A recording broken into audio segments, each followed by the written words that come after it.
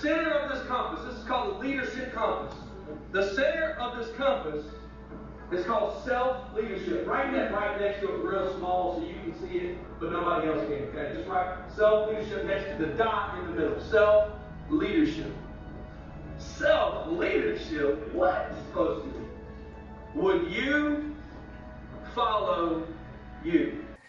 Hey everybody, James Callender and Bradley Jeffcoat here, and we have Justin Barksdale with us. We're super excited to have our first guest on the podcast here, HR View, a workplace guide podcast.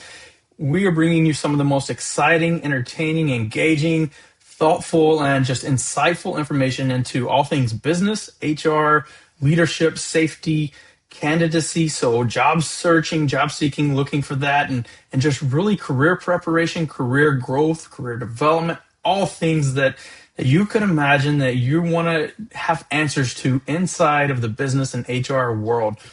Justin is a founder and CEO of both Barksdale Safety Solutions and Barksdale Leadership Solutions, both organizations with deep passion and commitment to educating, equipping, and empowering workforces to lead well. With our core values focused around stewardship, excellence, responsibility, value, and exceeding expectations, their overarching goal is to serve leaders and organizations to achieve their targeted success. Justin's a certified Maxwell leadership speaker, trainer, and coach, delivering the Maxwell method to leaders and organizations across the country. And on top of all that, he is a certified safety professional with a strong safety background, which we'll dive in today, and I'm super excited about that. So with that, the formal, beautiful introduction, Justin, what have you been up to, man? Tell me what's been going on. Oh man, James, I'm so glad to be on the podcast and to be the first guest. So I think it's going to be great. I'm just excited to talk about safety, leadership, and all things in that realm. When I think of companies and what we're going through in this, I was sharing a video the other day. We've got 5 generations in the workforce, 5 generations. Yep. And to think about that when it comes to leading them well and leading each generation well, how are we doing that? How are we protecting the people from a safety perspective? So, how am I doing? I'm fired up, man. I'm just ready, helping clients and love having these kind of conversations. So looking forward to just our interview today. Yeah, I'm excited. I know Bradley is as well. So you're in South Louisiana, correct? That's correct. Yep.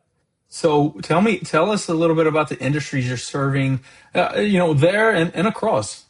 Yeah, no, so from a safety perspective, you mentioned both of my companies. We're serving from electric utility contractors to chemical plants and manufacturing. On the leadership end of things, it's all types of companies. We've been visiting with some federal credit unions. We've been visiting with some folks that are just, a Bojangles comes to mind that we've been talking about and conversating with. So from every industry, we're working in those veins when it comes to leading people well. And so I'm just, as far as our business and who we're trying to help, we're serving a lot of different clients on both ends of the spectrum, but leadership and safety. But that's, what's going on down here. We know South Louisiana, we got a heavy industry.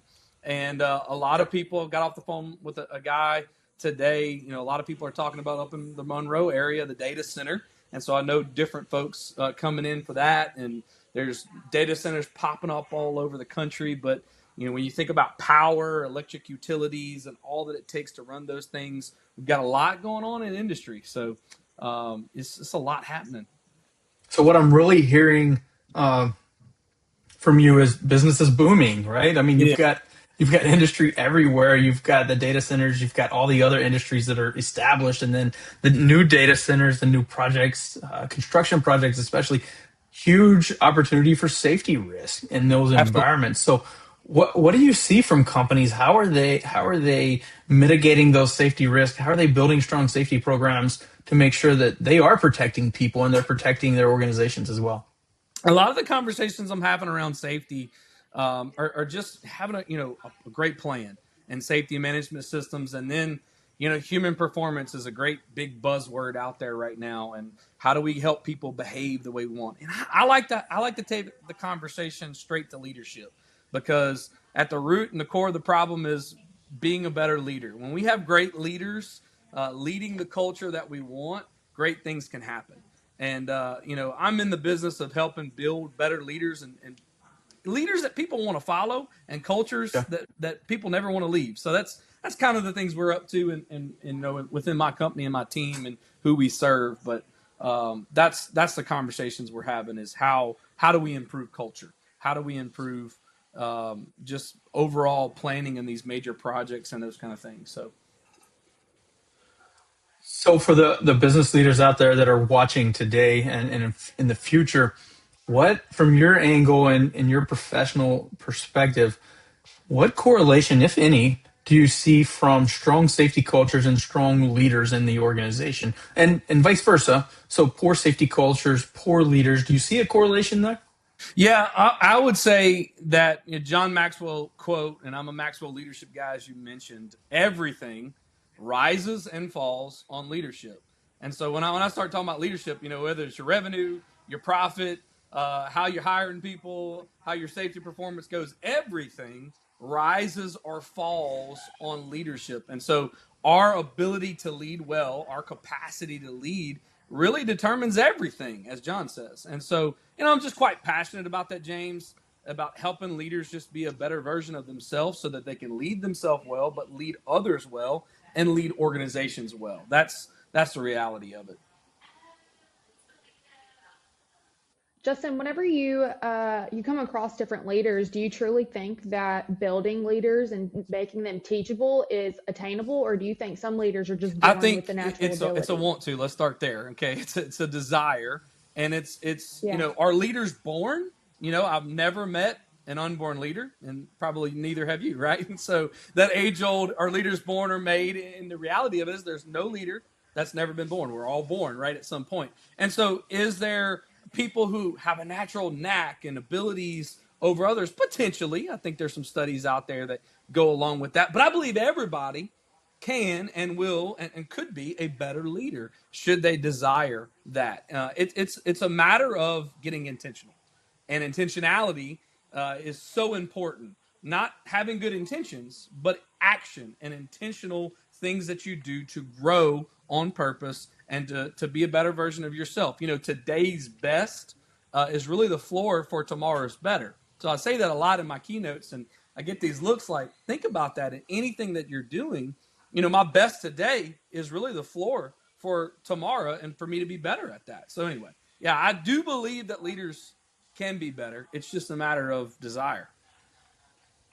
I think the desire piece is important, but I also, that born versus developed. It's one of those things. Leadership is one of those things that it's kind of like being in high school and you're either a good student or you aren't, and not from a just behavior standpoint, but from like, do I have to study a lot or does it just come natural to me?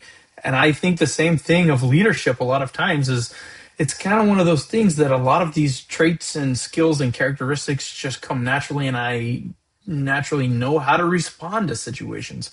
And with that, my experience, I've got several years of manufacturing safety leadership, whether that's content creation or delivery or program building or whatever. And one of the big downfalls, where I would consider someone from a safety leadership angle to be inadequate, is accountability. Like, that is the number one downfall of a leader from a safety culture development and growth and fostering of that culture. In my experience, that is the most pivotal part of it, because and we would have situations where it was the little things. And I cannot stress to people, I have never, knock on wood, in my career, have I ever had that major machine malfunction that somebody was just cutting corners and lost an arm. I've never had that. I've never had that workers' comp claim. It's always the little things of, something flew off the floor and hit me in the eye, and I didn't have my safety glasses on, and and I sit there every day. So I don't have to wear safety glasses. I don't ever get hurt. And it's that type of stuff. Or I'm walking and I slip and I twist my ankle, right? It's those little things. And I can't stress to my leaders anywhere I am, focus on the little things. What is your experience delivering safety programs to organizations? And I mean, I'm sure as a safety professional, you try to get them to focus on that. What is their feedback, and how do you get them aligned from that accountability perspective? You said a lot there, James, that I just kind of want to unpack for a second there. I think it takes a nurturing leader to nurture and develop other leaders. And that comes with a lot of, just backing up from that, to your school days.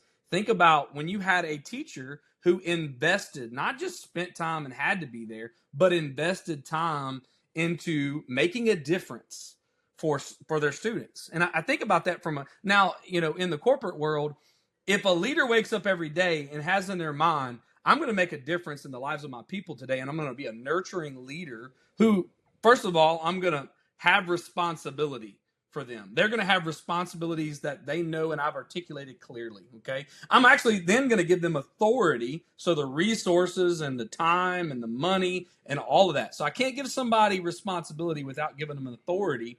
And then that third piece, you said the word accountability, and my ears went off like crazy because that's the third missing piece. You're right. A lot of leaders, we want to hold people responsible, never clearly communicate what that responsibility is. Then we say, hey, here's the authority, or not. We think we've given them authority, but we didn't give them any money to do that. We didn't give them any time, any resources, any training, anything like that. And then, you think about it, if they did do good on responsibility and authority, it's that accountability that's missing to achieve the results that we're trying to achieve.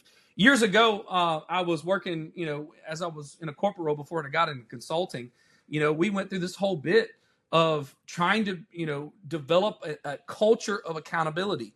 And within that training, we had to really redefine what did accountability look like. In today's age, when you hear the word accountability and you're going to hold me accountable, we all think disciplinary action, where in reality, it's not just disciplinary action. It's about, coming together to achieve the same results, and that you have my back, I have your back, and we're together in this to hold each other accountable to achieve the results that we're trying to achieve. And so I have to hold you accountable to do what you said you were going to do. But I also have to hold me accountable to give you the resources, the time, the money, all the authority aspects to whatever I make you responsible for. And so there's a lot to be said that when we talk about safety from that perspective, I think a lot of times, we put a lot on a frontline leader when it comes to managing safety. And I see different mixed bags. You either putting a lot on the frontline leader in terms of paperwork and all these things that they have to do, when in reality, it's not necessarily paperwork that safety professionals need. We do need that done, but it's really what we should be going for is that we're helping those leaders equip and hold the front line accountable to do things, safely, on time, on budget, all the way through, holding them accountable. That means removing roadblocks. That means helping them. That means leading them, right? So it's a lot to be said there. When I work with companies, I try to go in and I try to figure out, if this is truly an accountability thing, how do we get alignment on what are we accountable to achieve? What are the results? It starts with defining those results that we're trying to achieve and getting alignment with the culture on that. And that's the biggest thing for me is we have to get that alignment. A lot of companies, they think people know what the key results of the organizations are. It is. They think the front line knows that. Well, let me tell you, half the time they don't. They don't Or we know put it on a about wall somewhere. We stuck it on a wall, but never went Yeah. further than that, right? We We said, got values oh, on the we wall. put it on our wall. Yeah, we got values on the wall, but what's really happening is what's happening in the hall, what's happening on that's what's really going on with culture. And so culture, as we define it within my company and my partners with Maxwell Leadership and Legacy Leadership, we define it as the way you think, act, and interact. So, what we want to do is figure out how are you thinking, how are you acting, how are you interacting? Because that's what's going to tell the tale is if you believe what you put on the wall, right? If I'm constantly talking about Or live it. yeah, you live it in the little things like you said. It's the small habits every day that we do to say that is truly a value. Now, listen, people make mistakes. You asked me to talk about my dad, and he lost a finger. Okay, it's no secret in my family, and it's listen, losing a limb of any type, I've lived through it. Okay, not I got all mine. I'm talking about my dad. You know, but watching my dad having to, we're avid outdoorsmen, and having him now he can't use his trigger finger anymore. He has to switch hands, learn how to use a different eye, all because of a forklift and moving the blades on a forklift. And when he did that, it smashed. And you can say, well, was it his fault? It doesn't really matter, okay? There was training involved. There's a lack of things we can kind of go through from a root cause perspective. But I'll tell you, when we have systems in place, and those systems, they're going to drive a culture, the way we think, act, and interact, okay? When we do those systematically, and this is how we do it around here, guess what? You're not going to have major incidents or things like that happen, because when you do the small things right, guess what? They lead up to all the right things happening correctly. Now, granted, I've got friends in safety, and we talk a lot about significant injuries and fatalities, okay? Those type of things happen, and not always the same thing. There's a saying out there right now, everything that hurts you is not the things that may kill you. But I've seen the things that will hurt you, and they will kill you as well. There are high energy hazards, though, that will kill you. But if you're lackadaisical and you don't care, and you have that attitude of it won't happen to me, and that habit, guess what? The small things like not wearing your gloves, or not wearing your eye protection, or not wearing your steel toe, all the little things, guess what? You're going to forget the big things when the time comes, because you created a habit of doing all the wrong things. Anyway, I know I got off on a tangent there, but that one, I have this great experience, and I worked for two companies, both in manufacturing, and both phenomenal companies, and I love the people that were there. I learned so much from both companies, and the leadership, both phenomenal. But one thing they were both publicly traded companies, and what I always found to be interesting, both preach safety in email and on website, right? So we were dedicated to safety. Sure. And then one company, the senior leaders would come into the organization. They would come in for a visit, a weekly visit, or say a week-long visit for once a year, and they would go out on the floor. And I'm talking C-level people, right? Leaders in the organization, VPs and C-level. They would go out on the floor. They didn't have any hearing protection, which was required by all employees on the floor. They didn't have any eye protection, required by all employees on the floor. They didn't have any foot protection, required by all employees on the floor. And what do you think that message communicated? But then the flip side of that, I worked for another company. Safety is critical online. Safety is critical in our email. There's no exceptions. It's a highly important, right? Their executives would come in, senior leaders, VPs, C levels. They would come in, and you would get in trouble with that plant if they didn't have minimum 1 hour long safety introduction when you walked in. All of their PPE better be sitting there waiting for them, and it didn't matter what was required. It didn't matter if high vis was required or a full outfit. Every single one of those executives would put on every piece of PPE before they walked out onto that floor. Now, you tell me, as a safety professional, Justin, and you are sitting in a training of 12 to 15 frontline leaders in each of those organizations, what is that atmosphere like? What's the difference between that atmosphere in those two sessions? Yeah, I'm as a new employee, I'm thinking, wow, they really mean business on the one hand. On the other hand, I'm like, are you kidding me? That if the leader, listen, the leader's got to be the one that knows the way, goes the way, and shows the way. John Maxwell said that. Okay. Yep. And then go back to the other quote I used. Everything rises and falls on leadership. So if we looked and compared the records, and not just the records, but just overall culture within both of those scenarios, I guarantee the one that had a strong presence in the top leaders and how they expected things, guess what? They probably did a whole lot better job and saw a whole lot better performance than the other company. Yeah. Go back to the last topic, accountability, right? Yeah. So how difficult is accountability for me now as a frontline leader, a production supervisor, or whatever, when I see that employee that doesn't have their hearing protection and eye protection on, and I go up and say, "Hey, Bradley, you have to put." CEO didn't have it. Well, like you can't. I have lost. I want to say I've lost, but you just made my job that That's much right. more difficult. And I already have a difficult job. But when I walk up as a safety manager or the production supervisor or manager and say, "Hey, put your safety," who do you think you are? Did you not just see the CEO of the company walk through and had it all on?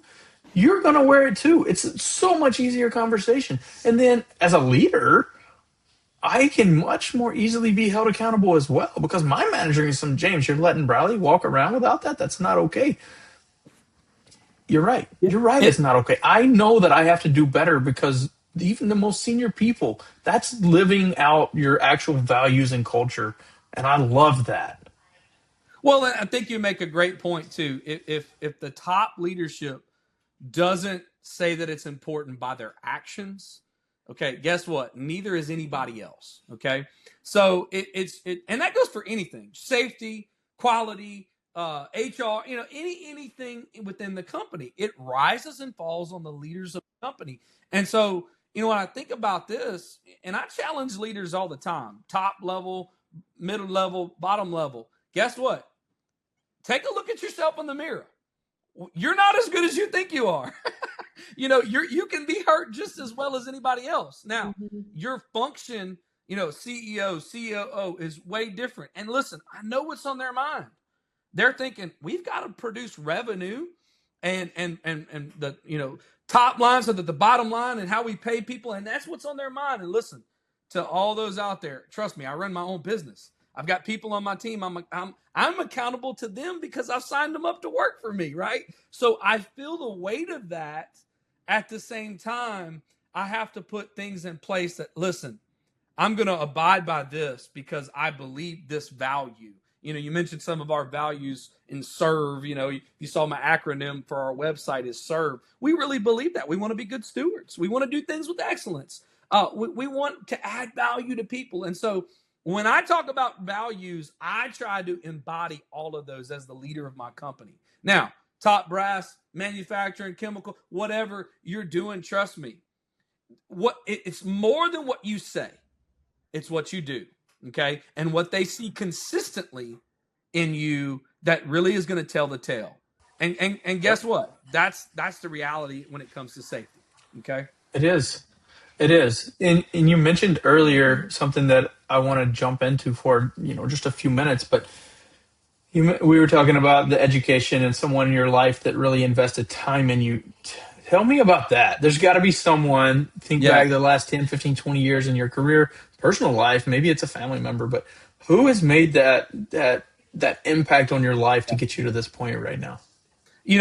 I've used I do a keynote called "Be the One to Make a Difference," and I use a couple different examples. I would say that early in my life, it would have been a guy named Buddy Smith who was my scoutmaster, and every week, he spent time with us, the troop, and he invested into life skills and communication and tying ropes Yeah. and taking us camping. If I fast forward in my career, it's a guy named Ronnie Myers who showed me the way. He showed me what it took to be a safety guy at the chemical plant. Okay, and I've had some really good leaders. I've had some people that I've learned a lot. Not like I don't need to be like, right. So I've learned from both in my life, and I could give several examples of people that I want to be like or I don't want to be like, right. But the ones that really made the difference saw me and said, Yeah. Justin, what can I do to help you?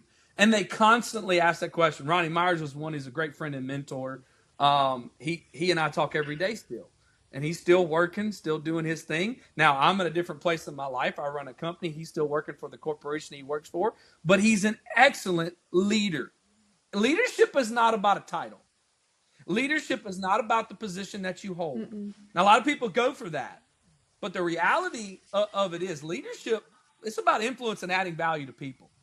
And that's what I try to teach people is like, listen, I want to increase my influence with you by adding value to you as a person and nurture you and make a difference in your life. Because guess what? I feel responsible for the people that follow me. I want them to Yeah. see an example that they want to follow. If it's just positional and people follow me because they have to, not because they want to, am I really a leader?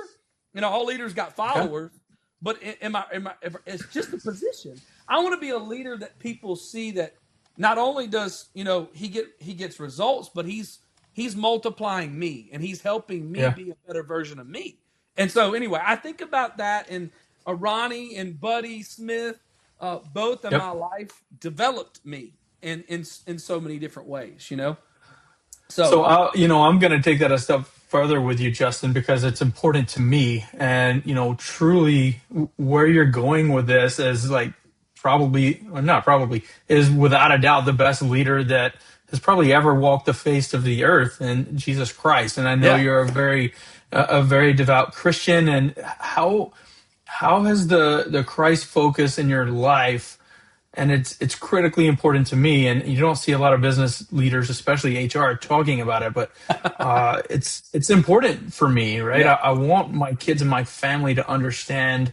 We go to church, we understand Christ, and they're Christ followers, and that's important. And so how has that, the ultimate leader of all leaders, yeah. really, servant leadership, all of those things, how have you incorporated that into your walk and your professional walk, your walk as a business leader, your walk in family? How have you Yeah. incorporated that and make sure you're constantly staying on top of that? Well, and I'm glad you asked that question. It's not very often we get an opportunity to talk about our faith. I'm a believer, as you mentioned, and I'm very vocal about that. I'm not afraid to share that. I don't, try to put that on anybody, but this is the reason and the why I live and do what I do. I want to make a difference because He made a difference in me. Yeah, His love, Christ's love, shed abroad in my heart, that I'm just going to shine for Him. And in the work that we do, I hope that people can see that. I hope people can see that I have a servant's heart, and that I am a follower of Christ. Christ yeah, was a servant. He was a servant leader, and he did things for people. And so how do I do that in my business? I incorporate it where it makes sense. I talk about it with who that want to talk about it.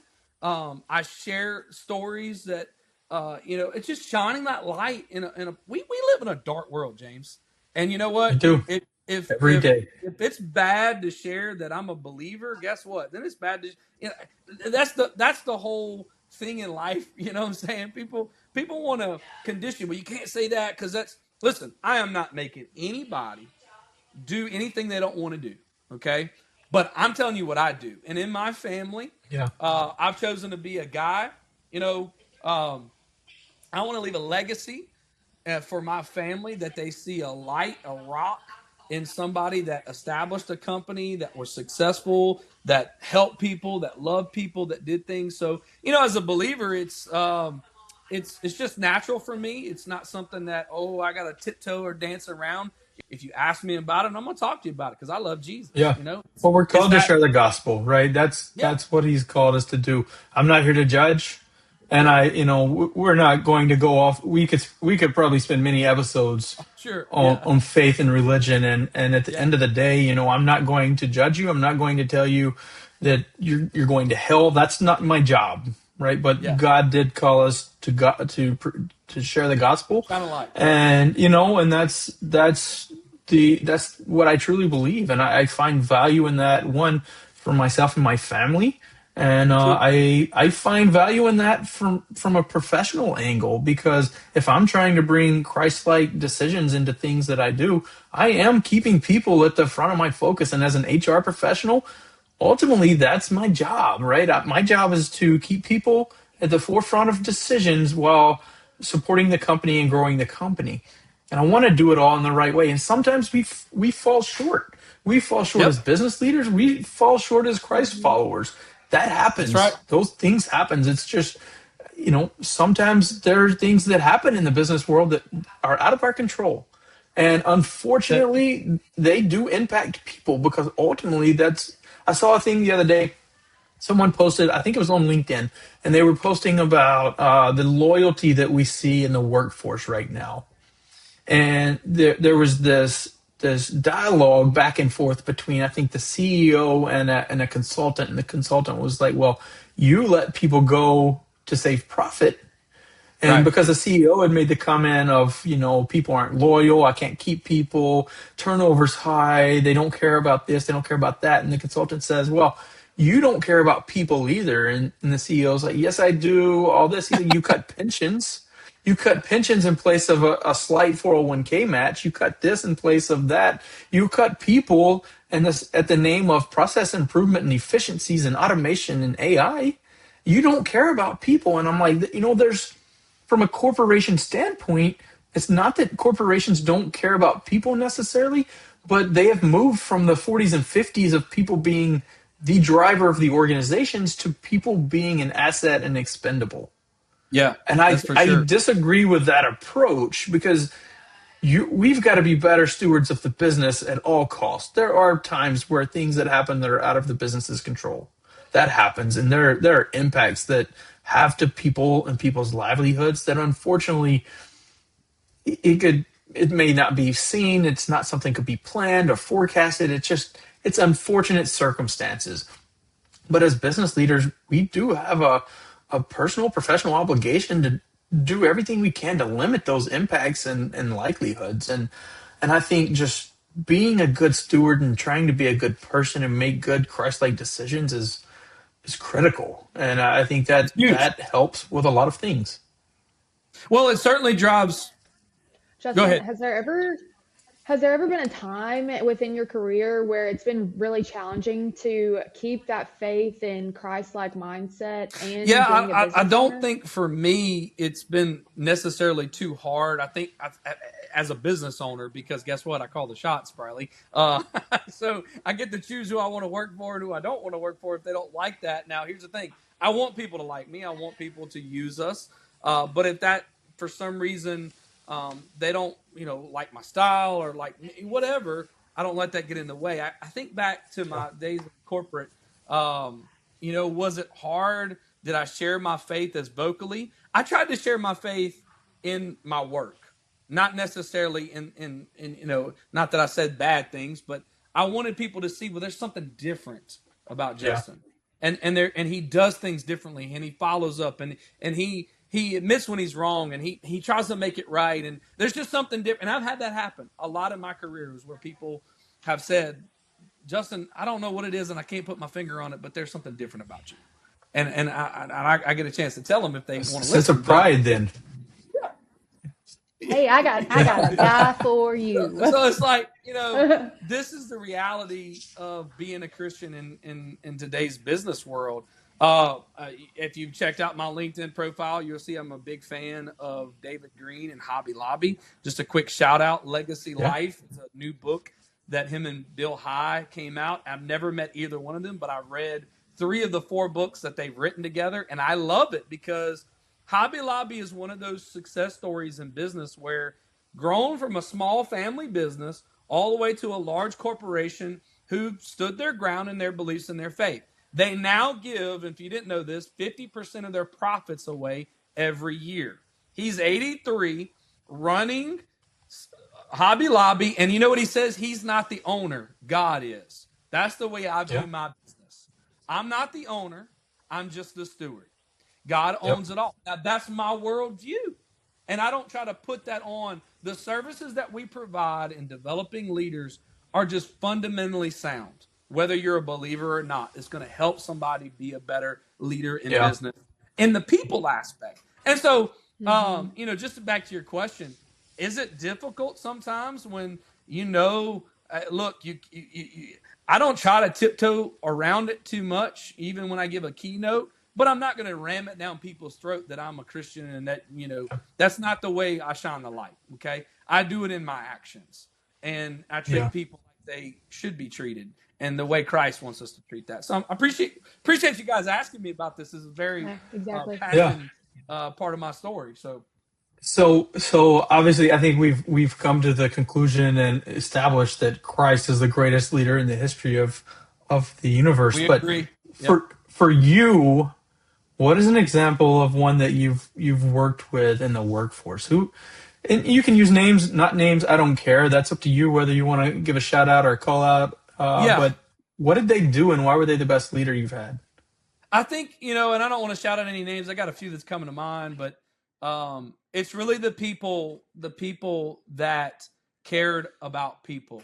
It was more about them than it was about, and now, don't get me wrong, results needed to be gotten done and hold me accountable to achieve more. But it was the people who took time, invested time, not just took time, invested time into me individually, and spent that time showing me the way, teaching me, hey, you could have been, giving me the hard feedback that I needed to hear.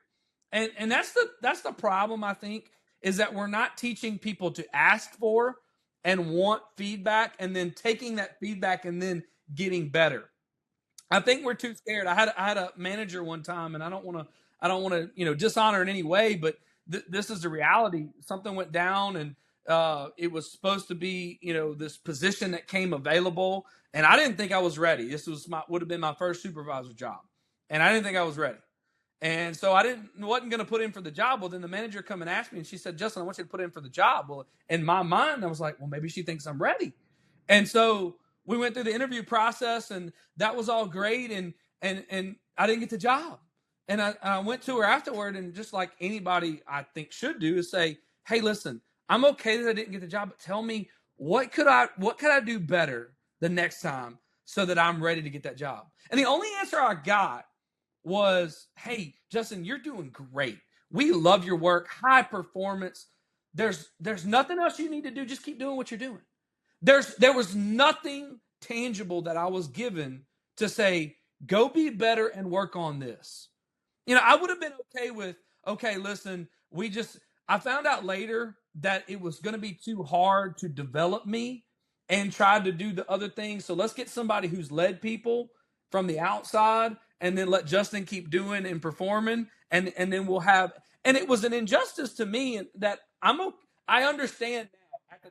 At the time, I was very upset about because I didn't understand it. But that's one of those points I'm like, you know what? I'm okay. We're going to move on from there. But here's the reality. I never want to be in a position where I'm able to give feedback to somebody and then help them, tell them, "Listen, this is not up to my standards here. Why?" And it wouldn't even, or, "Hey, listen, I think you need more time in the seat, and I want you to do this, this, and this, and we're going to talk about what else you can do." Those are the reality is, take time to nurture people. Don't expect them. The days are the gone are the days that people want to stay 15, 20 years in the company. Now, I would love to see that come back around where we have good leaders that people never want to leave, cultures that people never want to leave. But it's going to take leaders. It's going to take leaders developing themselves and nurturing the people to say, "You know what? I never want to lead this gal. I never want to lead this guy, because guess what? They're the best leader next to Jesus Christ that I've ever met. I want to be on his or her team because they take time to nurture me and help me be a better me."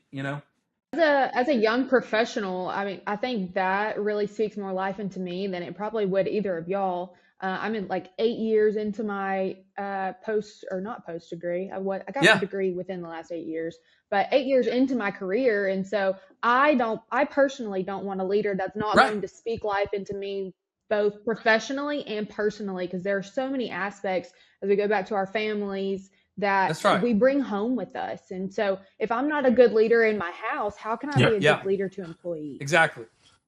I had a leader, constructive feedback. It's really difficult to hear. Yes, but I had to do this presentation to this executive group. Large company, had to do a presentation to the executive group. I thought I was prepared. I thought I knew what they wanted, and we used the phrase, and I love this phrase, "what good looked like." And if any of my previous peers are watching this, you're going to know exactly who you are. But I I had to do this presentation, and I thought I felt good about I could get through it, right? And then there's 8 to 10 executives on this meeting. It was an hour long. I talked for an hour long. I was a sole presenter, and I get finished, and it was immediately one of those feelings. I was like, that doesn't seem like that went well. Well, I got a ping, a Teams ping from my VP of HR, which was like 2 levels above me. She was on the call. She said, "Hey, you got a minute for some feedback?" and my heart kind of sank because this was immediately following the "oh man, that didn't go so good" comment that I made internally. And but I respected the heck out of this person and phenomenal leader. Absolutely, I do. So she calls and she's like, "How did you think that went?"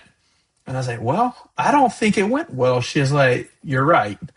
And I was like, "Ouch, ouch." Immediately thought, "Ouch." And she's like, "Are you open to some feedback, please?" So she gives me this. I mean, she spends 30 minutes with me talking through the importance of this conversation, the audience, understanding audience practices, approaches, and I left that conversation because I respected her so much and I trusted her so much. I left that conversation like night and day prepared for the next one. I had to do it again in a month. The next one killed it. She pings me again afterwards. She's like, "You got a few minutes?" And I'm like, "Oh man, not again." And I was like, "Sure I do." And so she calls me. She's like, "How'd you think that went?" I was like, "Man, I feel like deja vu. Actually, I thought it went better." And so kind of like that. No. And she's like, "It was phenomenal. You did it. You did an amazing job." And I was like, so, but then, at that point, and I can't tell you how many times, and that's two levels up a chain in a major corporation. I can't tell you how many times I leaned on that person that normally I wouldn't have because of the level, the differences there in the hierarchy. But I just trusted and respected her so much because I knew she'd be honest with me. She'd give me that challenging, difficult, hard to hear feedback, even if I didn't really want it in that moment. But everyone can't do that, though, Justin. You can't do that if you don't have that person's respect. And that person I have had others that give me similar feedback that I did not respect or trust. And I saw them do sketchy things. And I was like, who are you to tell me that feedback? No way I'm Well, believing that for trusting that or taking that from you. and to that point, I have a coaching client, and we just went through this where, he's like, "Justin, I want people to be free to like share what's not going right, what's going right, and so look, we created this little card, and it was a focus feedback card, and we instituted this real quick, and man, he's been loving it because basically what I taught him is something I learned back in the day is accountable people seek feedback, and feedback creates accountable people. I mean, what did it do Yeah, to you when you absolutely. got that feedback? It's that loop, and she gave you that feedback. It wanted you to do better, and so that's what I tried to create with this team I've been working with. Is that, look, I'm going to give you appreciative feedback, and then I'm going to give you constructive feedback. And it's not because I don't like you. It's because I want you to be better at whatever you're doing.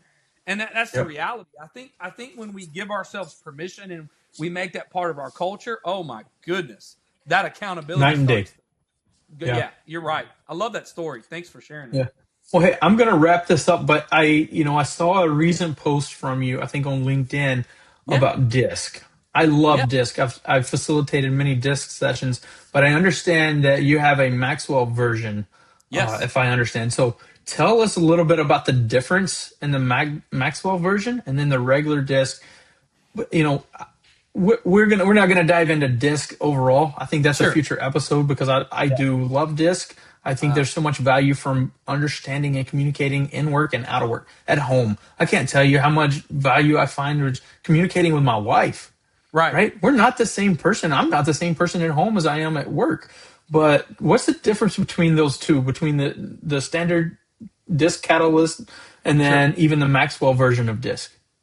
Okay, so Maxwell method of DISC is going to be a very strategic approach from a leadership perspective. So, as you know, DISC, I'm a behavioral analyst and consultant with it. It's one of the many tools that we use at Maxwell, but to help in communication. But it's going to reveal behavioral aspects of the person using the DISC methodology. It's going to be the communication aspects, and then the strengths and leadership, which is the exclusive part that you're not going to get anywhere else or any other provider, is that strengths and leadership, and then the workplace style.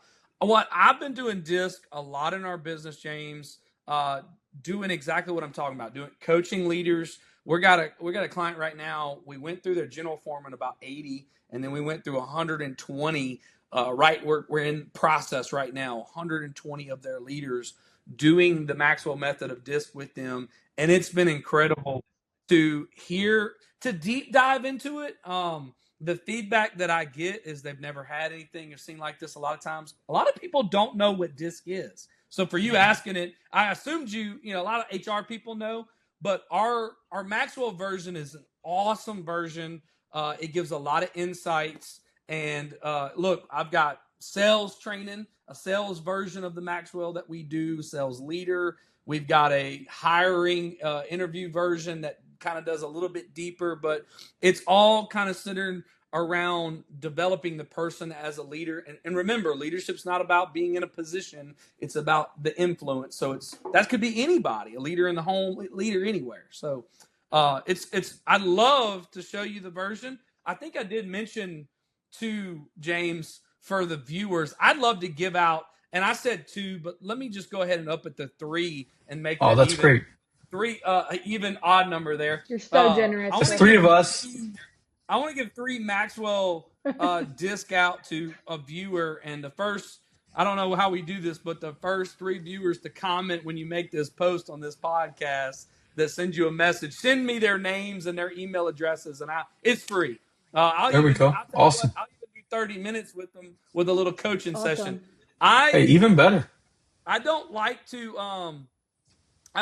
do the disc. Just give our disc report is about 30 pages long. I like to help and tell people what it's about, because if you just read it, it can be overwhelming. Oh my goodness. But it is a self-awareness tool, and it's awesome. So as you mentioned. Well, Justin, I appreciate it, man. I can't tell you how thankful I am for you spending this. Really, you've been here with us about an hour today as we jumped into all things leadership and safety and just personal experiences and everything that you've come about. And thank you so much for the 3 sessions, the 3 disc sessions. I love that you're tacking on the 30-minute conversations with them as well. I facilitated mini disc. If you give a disc printout to someone that has no idea what disc is, it's going to be very confusing. So guys, please take Justin up on that. I would drop so what I want you to do, the first 3, like Justin said, the first 3 people that comment on this podcast session and comment disc, I will pass that information over to Justin so we can get you signed up and you can get connected with him for the assessment and then also the leadership feedback on there. I'll also, in the links below, in the comments below, I will drop some details about some of the books that Justin referenced. And as equally important, I'm going to drop some links to Justin's site, his services, and everything that they have to offer from a leadership and safety and sales perspective. Highly encourage you guys to visit his site, give him some love, show him some love, appreciation for being on this podcast today. And Bradley, Justin, thank you both for joining us today. We're super excited to have the group here. And with that, this is our first episode of HR View, a Workplace Guide podcast. So thank you for being here, Justin. Thank all of you listeners, and we'll see you again in a couple weeks.